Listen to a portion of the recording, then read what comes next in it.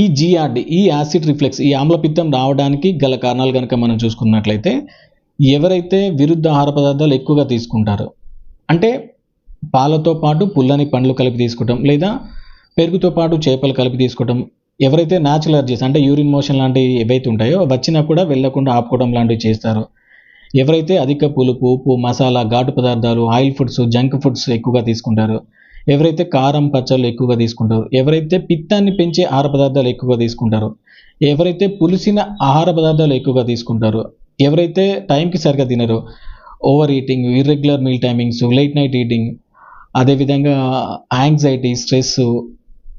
అధిక కోపం, ఎక్కువగా ఆలోచించడం, నిద్రలేమి సమస్యలు, ప్రెగ్నెన్సీ, అధిక బరువు, హైటెస్ హెర్నియా లాంటి కండిషన్స్, లోయర్ ఈసోఫేజియల్ స్ఫింక్టర్ ఏదైతే ఉంటుందో దాని యొక్క మాల్ ఫంక్షనింగ్ అవ్వచ్చు, లేదా వీక్ అవ్వడం వల్ల, లూజ్ అవ్వడం వల్ల అవ్వచ్చు. ఈ పై కారణం వలన మన బాడీలో ఉండే పిత్తదోషం ఏదైతే ఉంటుందో అది ఇంబ్యాలెన్స్ అవ్వడం, మరియు మన బాడీలో ఉండే జఠరాగ్ని అంటే డైజెస్టివ్ ఫైర్ ఏదైతే ఉంటుందో